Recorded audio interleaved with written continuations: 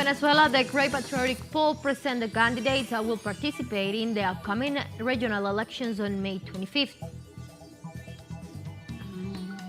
In Myanmar, the 7.7 earthquake left at least 2,056 deaths, 3,090 injured, and 900 injured, and 270 people missing. And in Palestine, Israeli forces have killed more than 1,000 Palestinians in the Gaza Strip since the ceasefire was broken.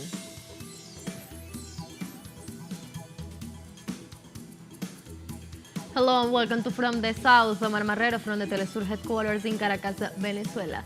Now we will begin with the news. Stay with us.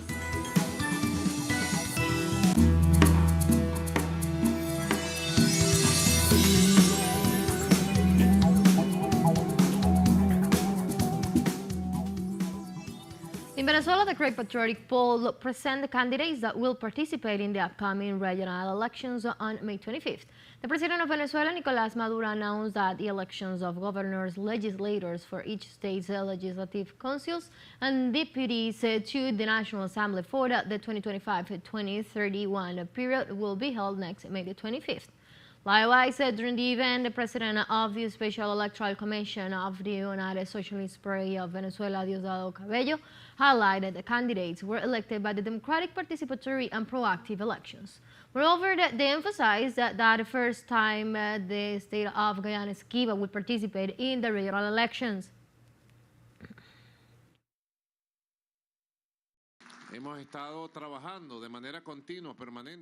We have been working tirelessly on all issues, always working and always following up on all the battle fronts in the political electoral sphere.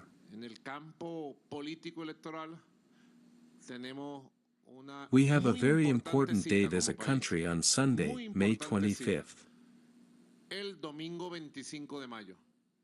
Where the people of Venezuela will go out to elect the National Assembly for the period 2026 to 2031,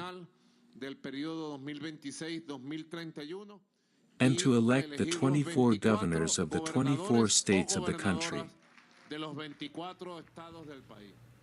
For his part, the president of the Special Electoral Commission of the United Socialist Party of Venezuela, Diosdado Cabello, highlighted that this year, for the first time, the governor of Guyana Essequiba will be elected. Besides the elections of governors, there is also the elections of the National Assembly of the Bolivarian Republic of Venezuela. The deputies, and besides deputies from our Guyana Essequiba. The governor of the state of Guyana Essequiba will be elected for the first time, fulfilling a mandate of the president given by the people of Venezuela through the referendum that was carried out in our country. Also in Venezuela, this Monday, the prosecutor's office fully denounced the kidnapping of national migrants by the government of El Salvador and the United States, describing it as criminal crime against humanity. In this way, the Venezuelan Attorney General, Tarek William Saab, condemned the arbitrary detentions by the U.S. government and the criminalization of national migrants, most of whom had no criminal records but were detained allegedly due to links with the existing criminal organization Tren de Aragua. Saab further condemned the mistreatment of the Venezuelans who are currently kidnapped in El Salvador as a high-security prison. The general attorney referred to the kidnapping as a crime against humanity, since it intends the discrimination based on nationality in an absolute violation of international law.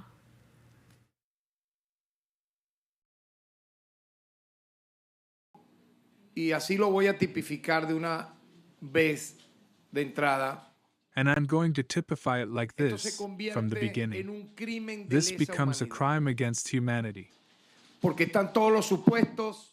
Because there are all the assumptions that, although the Rome Statute consults, registers, so that an action of this caliber is typified as a crime against humanity.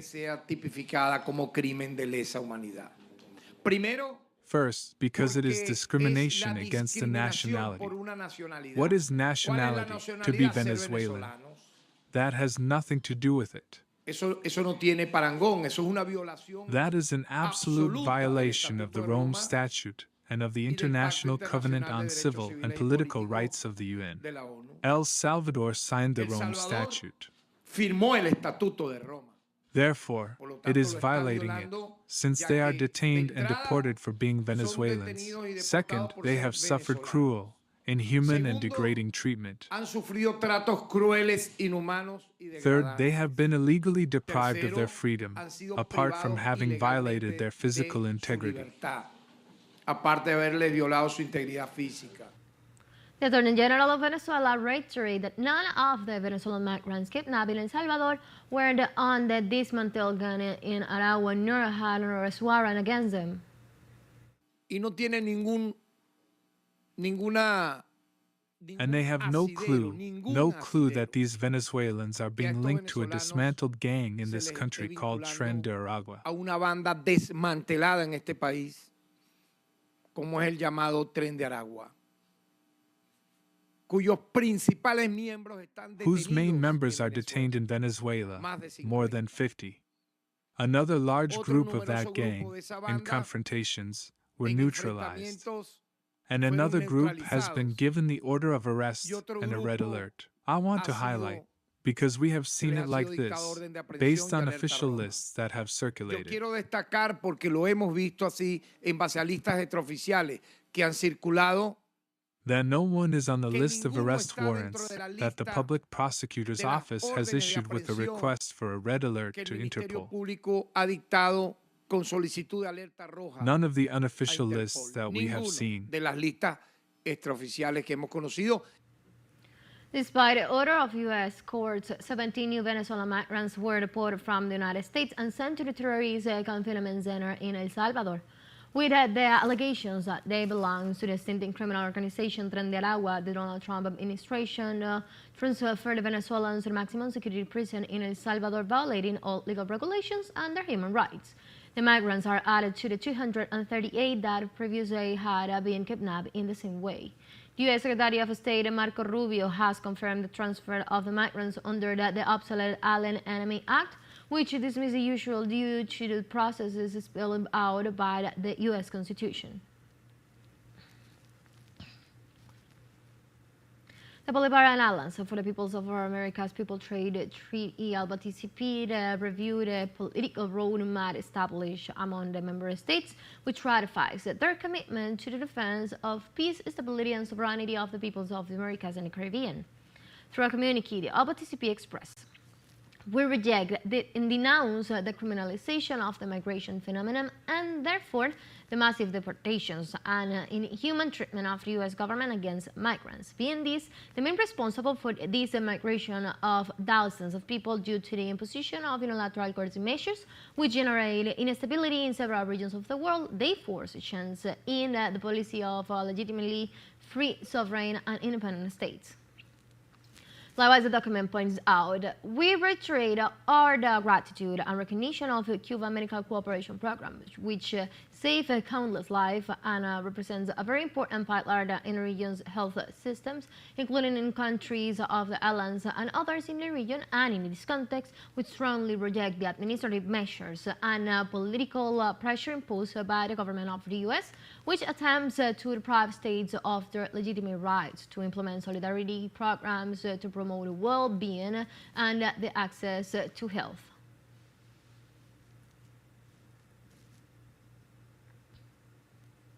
And in the United States, the United Farm Workers of America mobilized on Monday in solidarity with the poor migrants. In the California city of Delano, the members of the union organization, together with thousands of people, expressed their support to those who work in the country and were illegally imprisoned in El Salvador. In that sense, the demonstrators reject the anti-immigrant and racist measures prompted by Trump's administration. Carrying flags and banners, the protesters questioned criminal actions of the government, assuring that the migrant labor force contributes to the economy of the North American country.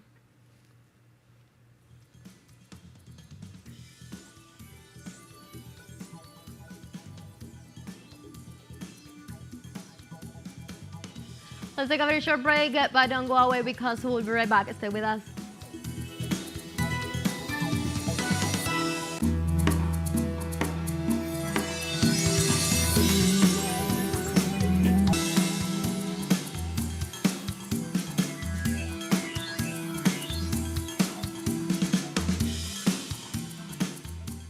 Welcome back to From the South.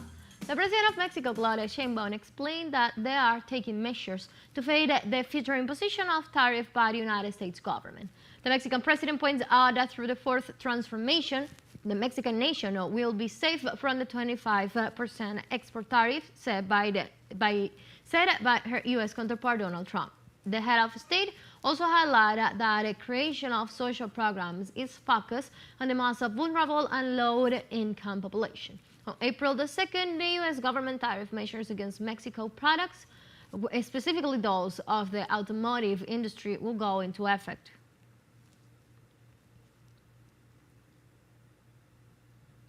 While giving her morning address on Monday, Mexican President Claudia Sheinbaum assured that the fourth transformation government is ready to face the U.S. if it imposes tariff on exports come April the 2nd.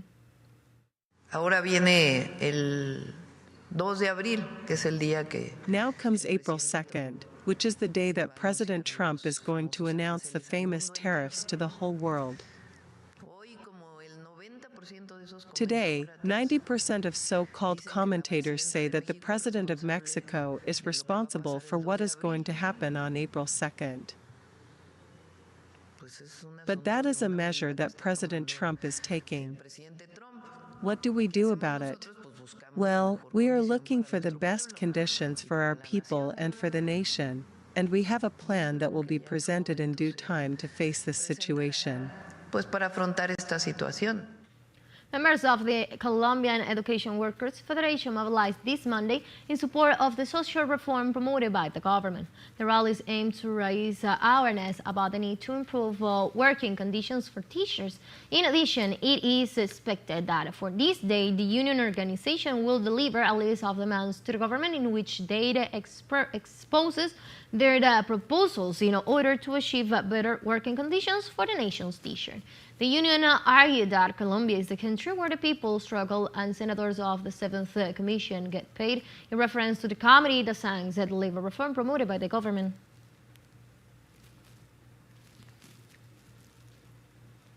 In this regard, the members of the Colombian Federation of Education Workers demand improvements in the school infrastructure, which lacks the minimum conditions to offer quality education. They also demand labor stability with fairer hiring processes, as well as the restructuring of the health system for teachers to solve the problem of lack of timely attention and shortage of medicines. In addition, they call for the defense of public education and demand the state to guarantee a quality education for all citizens without giving in to privatization pressure.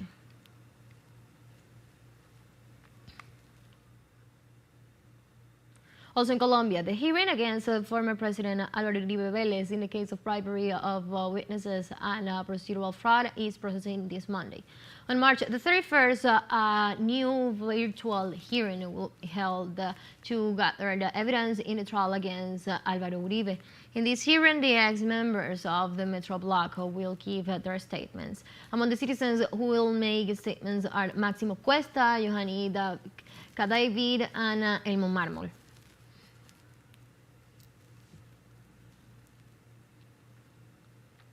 The World Food Programme warns of the growth crisis for children in Haiti. The organization states that about $10 million are needed to feed more than 1.3 million Haitians, specifically children. In the face of the violence unleashed by armed groups in the Caribbean country, causing high levels of hunger and forced displacements. 35% of the children under the age of 5 in the country are stunned, with 1 in 6 infants on the risk of starvation.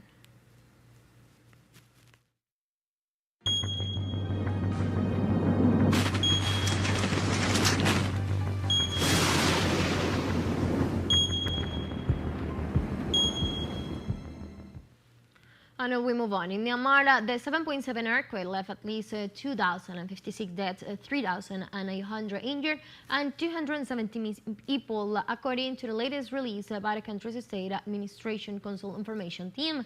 The Myanmar Red Cross reported that a powerful earthquake that shook the country on Friday destroyed 70% of the Sagaing city. On the rescue work, the military junta informed that there are specialists from several countries, among them China, Russia, Singapore, India, and Thailand, who are participating in the search and rescue labors. They confirm that the situation in the Sagaing city was more uncertain as it was in a zone of armed conflict. And the government of Pakistan sends humanitarian aid to Myanmar affected by the earthquake that has killed more than 2,000 people. The Prime Minister of Pakistan, Shehbaz Sharif, informed that 70 tons of humanitarian aid was sent for the people of Burma and reaffirms his support to the people and government of Myanmar at this difficult moment. He also ordered the National Disaster Management Authority to take more efficient and quick options to provide humanitarian aid to the people of Myanmar as soon as possible. Myanmar's ruling military junta announced a week of national mourning due to the death toll left by the earthquake.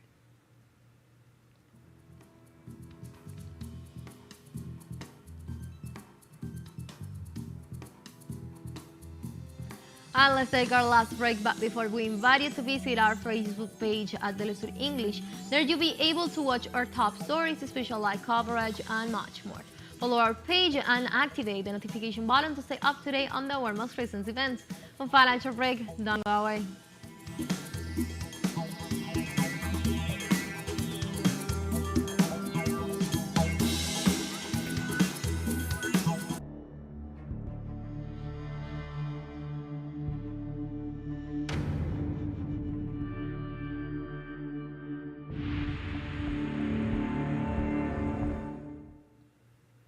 Welcome back. In Palestine, Israeli forces killed more than 1,000 Palestinians in the Gaza Strip since the ceasefire was broken. Health authorities report that at least 80 people were killed by Israeli forces in the last 48 hours. They also denounced that due to the constant attacks, the residents of Rafah in the south of the Strip were forced to evacuate despite the fact that the area had been declared as safe. Armed forces authorities warned that Israeli army has ordered the evacuation of several neighborhoods in the Gaza Strip under the pretext of eliminating the forces of the Palestinian resistance. In this regard, the World Food Programme warned that food supplies for the Gaza Strip are running low due to the Israeli blockade, raising fears that deaths from malnutrition and famine could return to Gaza. It is also said that food reserves are expected to run out in 2 weeks. The organization announced that 19 bakeries are operational, while flour supplies are only enough to provide for 5 days.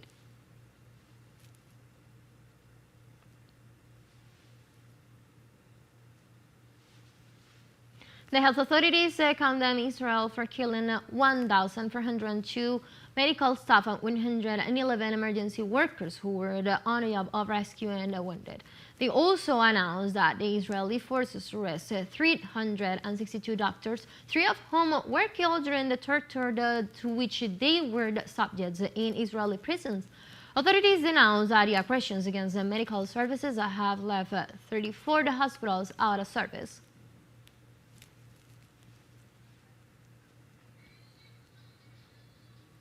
In Israel, citizens and organizations protest against Prime Minister Benjamin Netanyahu. Demonstrators gathered around the Parliament building in Jerusalem to protest against what they call the anti-democracy of Prime Minister Netanyahu. Demonstrators warned that the Israeli premier is destroying the country and demand that he be imprisoned for his crimes against the nation. Citizens warned that Prime Minister Netanyahu maintains aggressions against Gaza in order to keep its position and not face charges of corruption and crimes against humanity.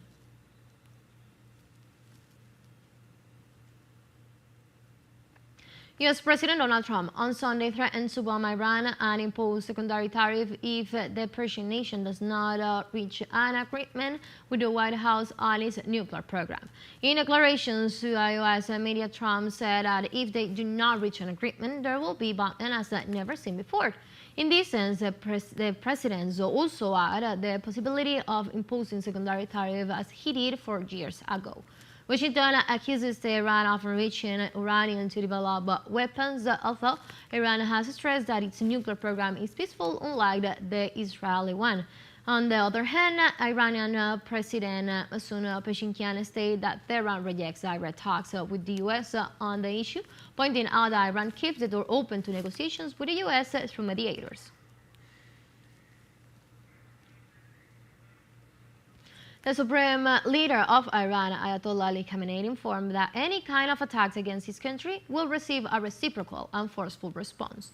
During his speech on the occasion of the end of the fasting holiday, Khamenei pointed out that he does not see it's probable that country will be attacked from outside and warned against the call for protests in Iran by sectors supported by the U.S.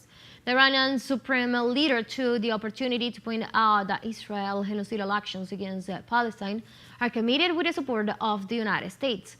Khamenei's statements come after U.S. President Donald Trump threatened Tehran with bombing and tariffs if they do not reach an agreement on the Iranian nuclear program. And this Monday, Russia denounced that the Kiev regime is attacking its energy system. The Defense Ministry reported Ukrainian forces attacked energy infrastructure in Bryansk, causing power outages.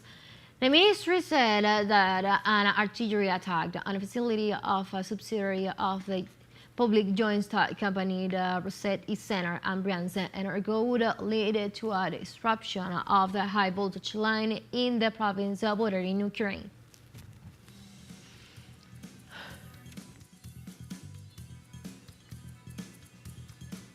We have come to the end of this news brief, but you can find this and many other stories on our website at telesurenglish.net. You can also join us on our socials, we're on Facebook, on X, and on Instagram as well.